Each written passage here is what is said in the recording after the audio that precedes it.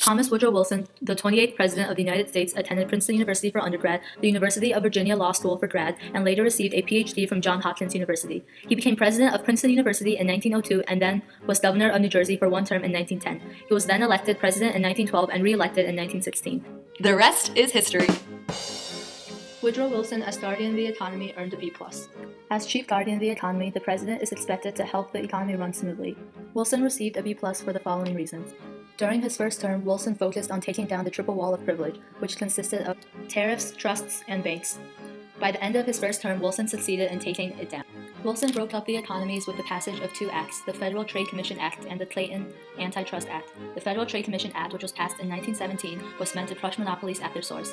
It gave a presidentially appointed commission power to investigate companies that did interstate commerce. The Clayton Antitrust Act replaced the Sherman Antitrust Act. It had less loopholes for lawyers and business owners to use against labor unions, and it also legalized strikes and peaceful protests. Wilson also helped fix the banking system with the passage of the Federal Reserve Act. He also pushed for the passage of the Underwood Tariff, which lowered tariff rates and put in place America's first income tax.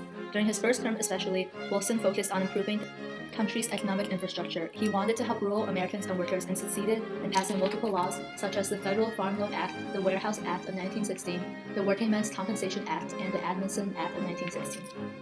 Also, in 1915, the U.S. industry, which had been mildly depressed, was prospering greatly with munition orders from the Western Allies. However, the country experienced an economic panic in 1920 and 1921. The recession was due to extreme deflation after World War I ended in 1919.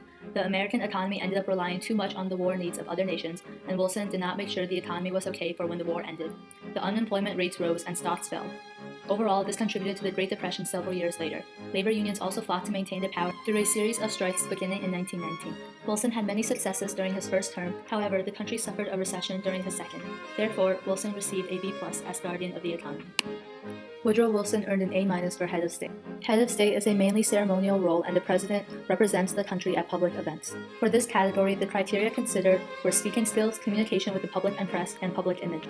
Wilson earned an A- for the following reasons.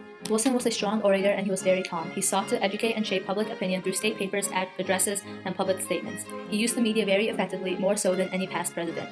In 1917 and 1918, Wilson was successful in uniting the people. In his address to Independence Hall, The Meaning of Liberty, he introduced his foreign policy of moral diplomacy, which was met with mixed feelings. However, he had a cold and arrogant personality in public, and his idealism made him less willing to compromise. He moved forward faster than most were willing, and he even went over Congress's head and went on a speaking tour to build interest for the League of Nations. For the category Chief Diplomat, Wilson earned a B-. As Chief Diplomat, the President interacts with leaders from other nations and creates the country's foreign policy with the help of advisors. The criteria for this category included the ability to negotiate and deal with other nations, America's perception abroad, and the practicality of the President's foreign policy goals. Wilson believed it was America's duty to protect democracy rather than to spread it. In 1913, he helped ease the crisis with Japan, where California tried to get rid of Japanese settlers, and Wilson sent the Secretary of State to California to soften its stand. He also signed the Jones Act in 1916, which promised Philippines their eventual freedom. He persuaded Congress to repeal the Panama Canal Tolls Act, and that was seen as an act of diplomacy since the act had strained America and Britain's relations. During World War I, Wilson was considered a moral leader of the Allies, and his 14 points inspired them to fight harder. Wilson's moral diplomacy, a foreign policy aimed at spreading peace and democracy and condemning imperialism, was met with mixed results. Thus, Wilson's idealism often got in his way. He believed in isolationism and anti-imperialism, except the reality never allowed for it. At the onset of World War I, Wilson ended diplomatic relations with Germany, which hurt both countries. Wilson was also too unwilling to compromise his war aims, now known as the 14 points. Wilson's war aims included lasting peace, a reduction of arms, an end to secret agreements, and freedom of the seas, as well as a League of Nations. Wilson took personal control of negotiations with Germany and even went to Paris in person for the peace treaty negotiations. And the League of Nations, which Wilson had compromised so much for, the country ended up not joining.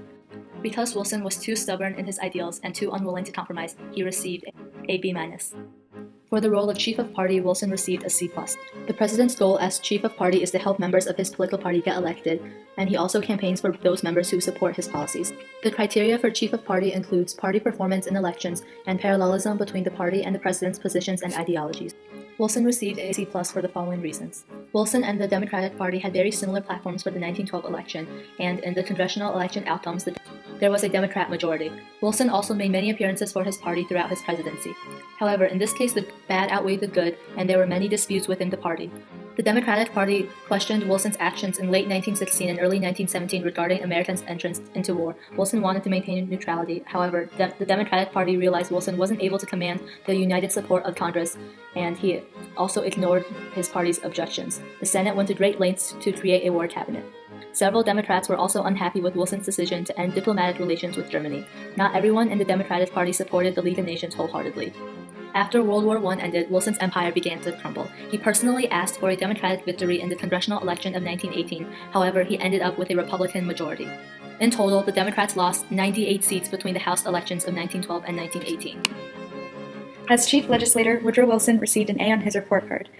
As a chief legislator, the president can influence the creation of laws by making his opinions known while Congress drafts legislation. This can be done through making speeches to the public as well as meeting with Congress. The criteria to determine Woodrow Wilson's grade was his relationship with Congress, his ability to pass plans that he wanted, and if the legislations were good for the American people. Some of the good things that he did was that he passed many progressive policies. He had a very progressive agenda, and it included much of his New Freedom program. His biggest accomplishment was the Federal Reserve Act of 1913. He also passed many other acts that benefited the average people, such as the Farm Loan Act, the Keating-Owen Child Labor Act, the Workingmen's Compensation Act, and the Adamson Act. This was passed with the help of a Democratic majority in Congress. President Wilson had a very good relationship with Congress. Wilson was the first president since John Adams to address the joint session of Congress in person. He also delivered many speeches directly to Congress, such as the War Message to Congress. He asked for a declaration of war in person, his famous 14-point speech, and his speech, Peace Without Victory. Overall, he used 33 vetoes, and only 6 were overridden. Although he had his positives, he wasn't a perfect chief legislator. He oversaw the passing of the 18th Amendment, which prohibited the manufacture, sale, or transportation of liquor. Although this might have seemed as a good idea at the time, it greatly weakened the economy. With all of his actions in mind, Woodrow Wilson was a fairly good chief legislator, and therefore he received an A. Woodrow Wilson as the chief executive. As the chief executive, the president has the responsibility to carry out and enforce laws made by the legislative branch. To determine Woodrow Wilson's grade in this category, the criteria that we used was if his leadership style was good for the American people, if the appointments he made were beneficial to his presidency, and how well he was able to carry out his executive duties. Some good examples in his presidency was that he built on Theodore Roosevelt's notion of expanded presidency, which was good for the country in that time period. He was a very strong progressive, and he tried to work very closely with Congress because he thought a separated government would not get any work done.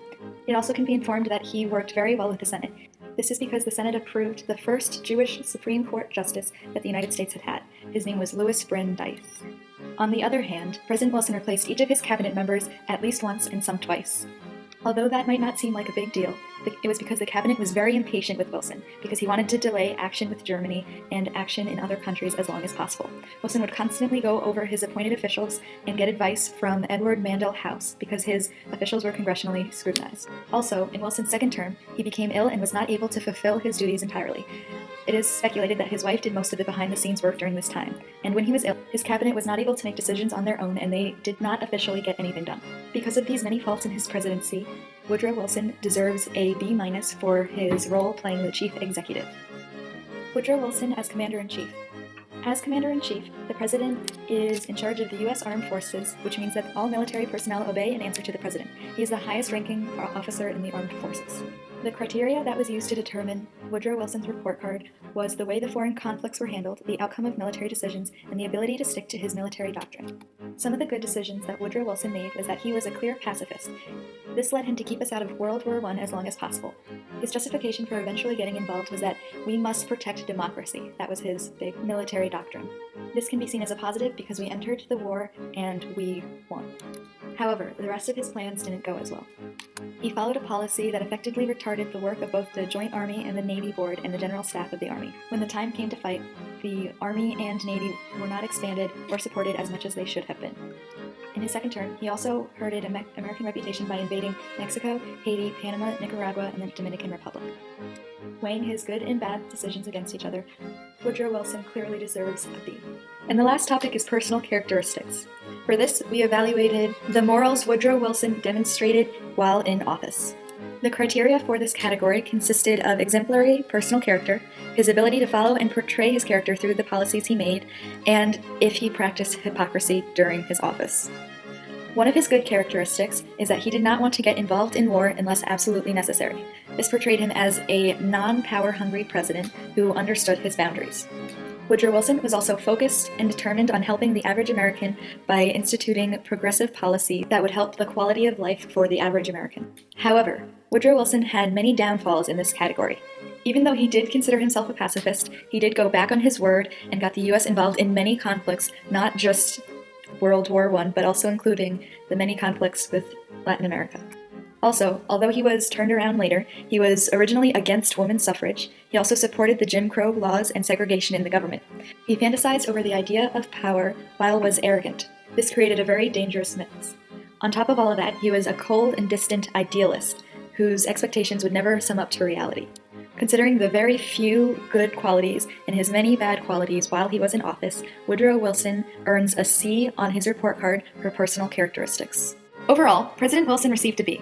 He was responsible for many economic and social reforms, including the Federal Reserve Act and the Child Labor Reform Act. He is remembered for his leadership during World War I. However, he screwed up a lot with League of Nations afterwards. And although his relationship and leadership skills with Congress excelled, he fell short as a chief executive in his second term, and his personal characteristics were lacking. Weighing the pros and cons against each other, Wilson was a very average-ranking president.